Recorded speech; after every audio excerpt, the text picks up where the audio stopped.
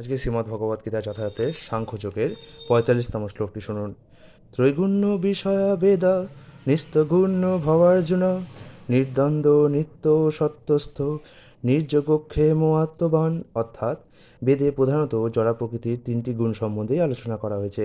হে অর্জুন, তুমি সেই গুণগুলিকে অতিক্রম করে নির্গুণ স্তরে অধিষ্ঠিত হও, সমস্ত দ্বন্দ্ব থেকে মুক্ত হও এবং লাভ ক্ষতি ও আত্মরক্ষার দুশ্চিন্তা থেকে মুক্ত হয়ে আধ্যাত্ম চেতনায় অধিষ্ঠিত হও।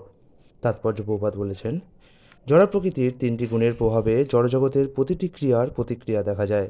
এই প্রতিক্রিয়া বা কর্মফল জীবকে জড়জগতের বন্ধনে আবদ্ধ করে রাখে। বেদ সাধারণত সকাম কর্ম করার শিক্ষা দান করে, যার ফলে সাধারণ মানুষ জড় সুখ উপভোগ ও জড় ইন্দ্রিয়ের তৃপ্তি সাধনের স্তর থেকে ক্রমশ অধঃক্ষজ স্তরে উত্তীর্ণ হতে পারে। ভগবান তার প্রিয় শিষ্য অর্জুনকে উপদেশ দিয়েছেন বেদান্ত দর্শনের মর্ম উপলব্ধি করে পরা প্রকৃতিতে অধিষ্ঠিত হতে। এই বেদান্ত দর্শনের প্রথম প্রশ্ন হচ্ছে ব্রহ্ম জিজ্ঞাসা, অর্থাৎ পরম ব্রহ্মের অনুসন্ধান করা। জড়জগতে প্রতিটি জীবই বেঁচে থাকার জন্য কঠোর সংগ্রাম করছে। এই সমস্ত মায়াবদ্ধ জীবকে উদ্ধার করার জন্য ভগবান সৃষ্টির আদিতে বৈদিক জ্ঞান দান করেন, যাতে তারা বুঝতে পারে কীরকম জীবনযাপন করলে তারা এই জড়বন্ধন থেকে মুক্ত হতে পারবে এবং তাদের প্রকৃত আলয় ভগবত ধামে ফিরে যেতে পারবে। বেদের কর্মকাণ্ড নামক অধ্যায়ে নির্দেশ দেওয়া হয়েছে কীভাবে যাগযজ্ঞ অনুষ্ঠান করার মাধ্যমে জাগতিক কামনা বাসনার তৃপ্তি সাধন করা যায়। এভাবে ইন্দ্রিয় তৃপ্তিজনিত নানা রকম সুখ ভোগ করার পর জীব যখন বুঝতে পারে জড়জগতের সমস্ত সুখই অনিত্য ও নিরর্থক, তখন তার মন পারমার্থিক তত্ত্ব অনুসন্ধানে উদ্গ্রীব হয়ে ওঠে। তাই বেদে কর্মকাণ্ডের পর উপনিষদে ভগবত তত্ত্ব সম্বন্ধে নির্দেশ দেওয়া হয়েছে। বিভিন্ন উপনিষদগুলি হচ্ছে বিভিন্ন বেদের মর্মার্থ।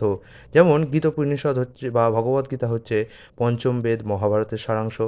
এই উপনিষদগুলির মাধ্যমে মানুষের পারমার্থিক জীবন শুরু হয়। যতক্ষণ আমাদের জড়দেহ আছে ততক্ষণ প্রকৃতির বিভিন্ন গুণের প্রভাবে আমাদের কর্ম করতে হয় এবং তার ফল ভোগ করতে হয়। এটিই হচ্ছে কর্মবন্ধন।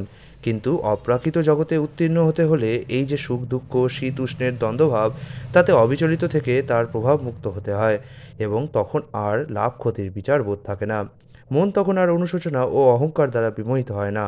এভাবেই জড়বন্ধন থেকে মুক্ত হয়ে জীব যখন ভগবানের ইচ্ছার কাছে নিজেকে সম্পূর্ণভাবে সমর্পণ করে, তখনই সে পরা প্রকৃতিতে অধিষ্ঠিত হয়ে তার সৎ চিত ও আনন্দময় স্বরূপকে উপলব্ধি করতে পারে। হরে কৃষ্ণ।